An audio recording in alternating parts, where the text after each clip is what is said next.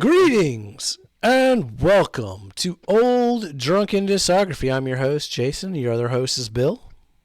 Hi. And your other host is Sam. Hi. People.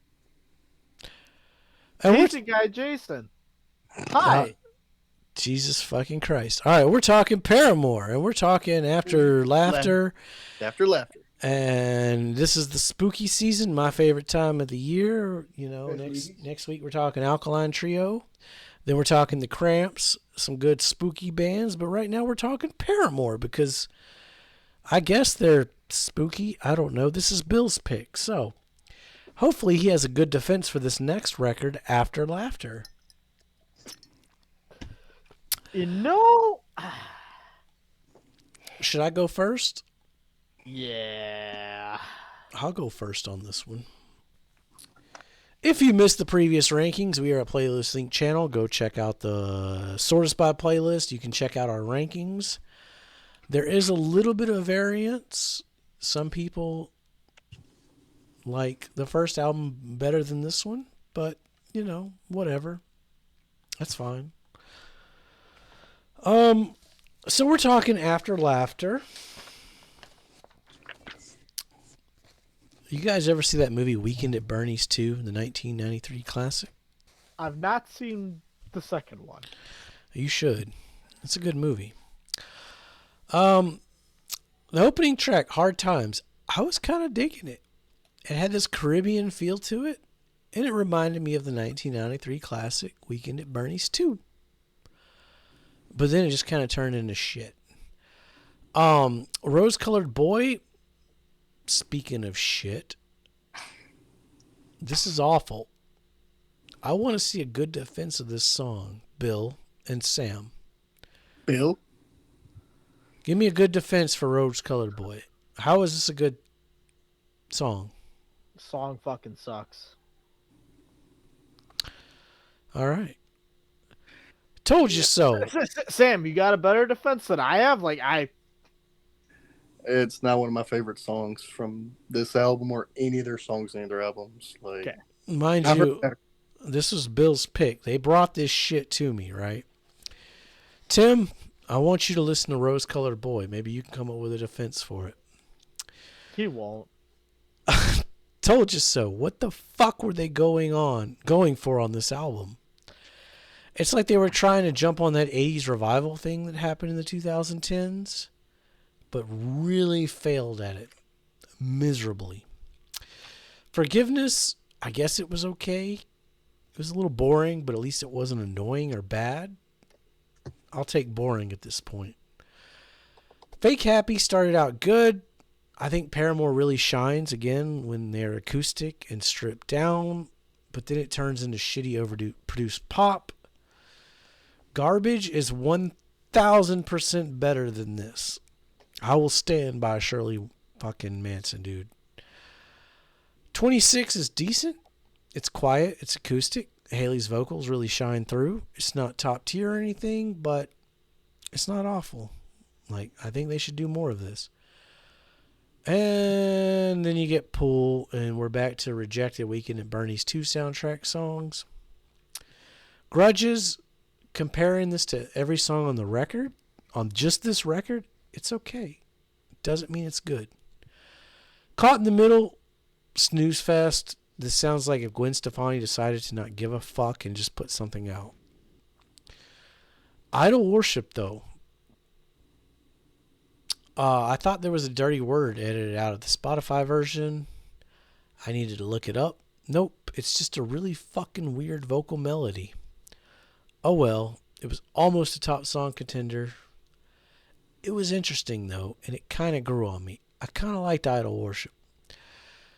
No Friend, it's the same fucking drum beat as the last song.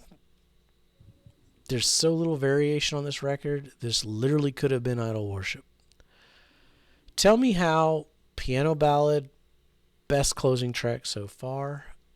And not to be confused with a good closing track, just the best closing track in this discography. That's my notes for After Laughter. You know what? I'll follow that up. So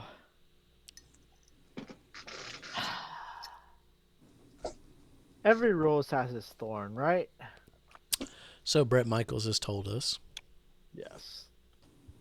This isn't a thorn. This is a goddamn spear culminating out of a fucking This is like the doo-doo in the fertilizer that grew the fucking rose.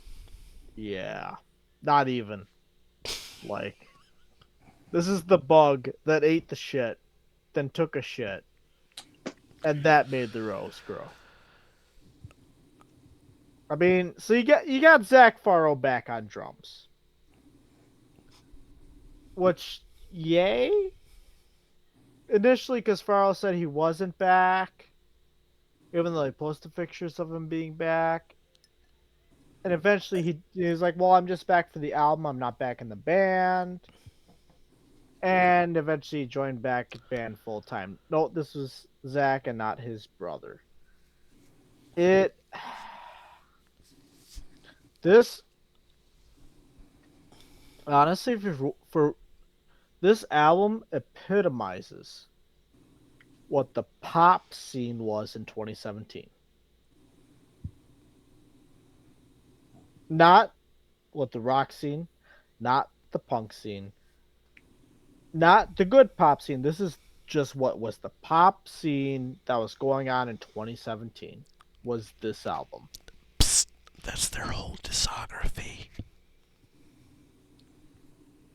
But it's more apparent in this album than any album prior. Because, quite frankly, of how bad it is.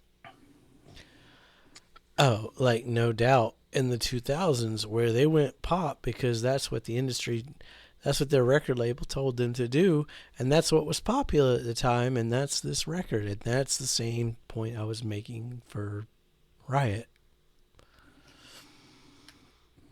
It's all the same. It's just whatever's popular. That's what Paramore does.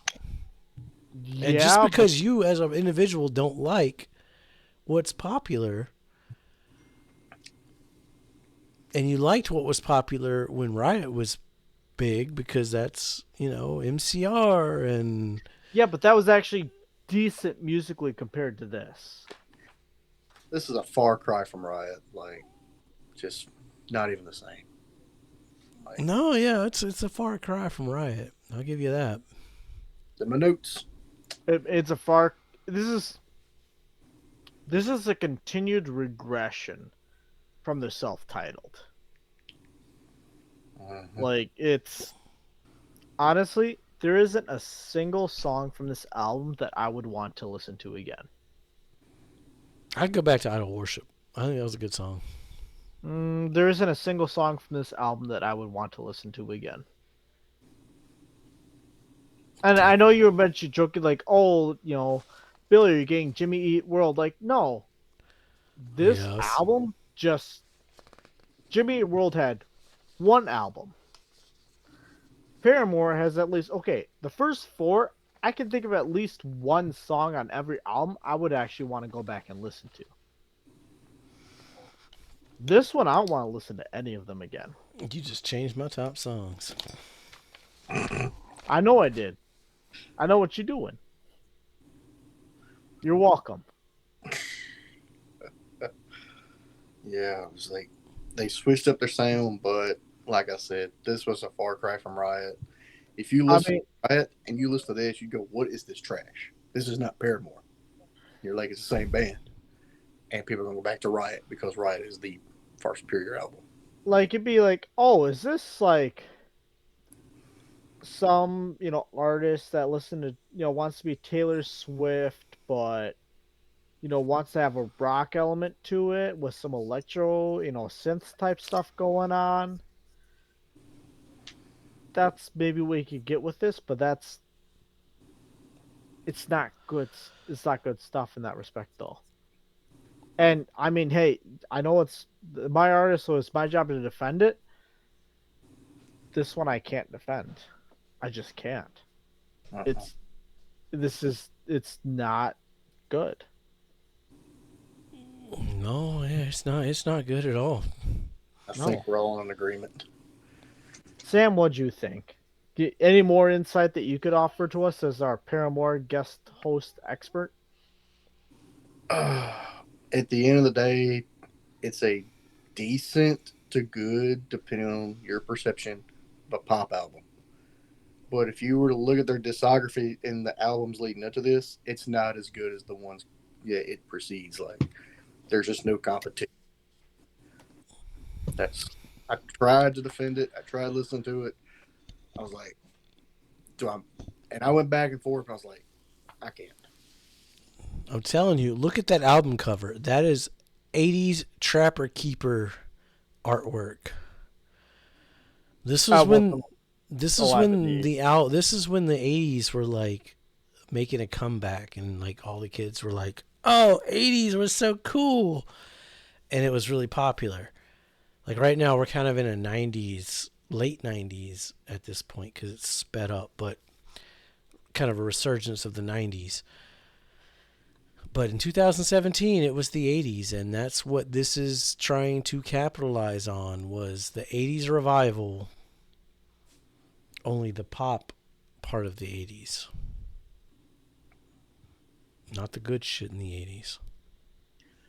Nope. Well, like I said, I mean, we'll get to the rankings, but I don't think I think After Laughter kind of solidifies what I thought of this band from the beginning. They're an industry plant by Atlantic Records. Well, that's never been up for discussion. Like, that's been like a known fact. But you can't look at this band and this discography and say Riot is like genius, or I guess Brand New Eyes, because we all have that number one, and say, well, you can't shit on this album and say, well, they're just chasing trends, when they've been chasing trends their entire discography. It's just they regressed because, I mean, the trends regressed in the 2010s. Everything's pop now. It's pop, it's country, or it's some variation of. I mean, we could keep talking. I know we all have this one number 5, but well, it's my turn. No, it's your turn to guess. Shit. Yeah. If any of us don't have this 5, I'd be exceptionally surprised. I kind of like the fucking Weekend at Bernie's vibe, though. Like, they had this like Caribbean thing going for a little bit, you know? No, you didn't. And it also had Idol Worship, which, you know, was pretty good. You're trying to find positives. I try to look for the positive, Bill. I try. And I'm telling you, on this one, there was none. Okay, well, the color code will tell all on this, and yeah, the color code will tell all. Say, I don't want to cut you off too much on that one, but like it's the reality. I mean, this is just Push Play Part 2. Yeah, self-titled Push Play Part 1. Ooh. Hashtag integrity. Hashtag all we know. It's falling. All right, so if you're a fan of After Laughter, you're a Paramore. Like, to me, this record feels like if you were a fan, you got on board with Riot or whatever, and you've been following this band on the path, and this was your like favorite band of all time, you could probably see the bright lights of After Laughter. I could get that. I could see that as a in defense of After Laughter. But for me personally, somebody new to the discography, just coming in, go check out the first record video to get our history with the band. These are all new records to me. I see a drop in quality here from the self-titled, even from Brand New Eyes. Like I think that it's a drop in quality in the writing, the production still sounds great. Like I said, fucking their producer on this record is fantastic. And I think that's where the Weekend at Bernie's shit's coming in. This is just a theory, but I think the guy from Beck is pushing that Weekend at Bernie's Caribbean shit just to be funny. And, you know, I like that. But overall, it's a pretty trash record. I think we all agree it's a pretty trash record. I think it's a step back in both Haley's lyrics, musically, everything. It's a step back. Up next, we got one more record. This is why. This is why, which was 2023. Last year. Was that like a 6-year gap? It's a pretty big gap. 5 Yes, years. it was. Well, I mean, you had COVID in there. You had a bunch of other shit going on. They were still toying around with band members. Yeah, we'll get into that in the next episode. Yeah, and I think I remember when the This Is Why came out and everyone was like fucking hyped for it. I was like, was Paramore really gone that long? Shit. And I saw it, I'm like, not really. I mean, fucking Lawrence Arms fans wait longer than that. Counting Crows fans wait longer than that for a new album, but I get it. Everyone was hyped for the new Paramore record. So stick around. We're going to get to This Is Why. And it might shake some shit up. Right now, we have the same number 1 and number 2 all the way across, which is fucking weird, but not really, because those are the 2 best. But be safe and Make good decisions. listen to fucking Bikini Kill.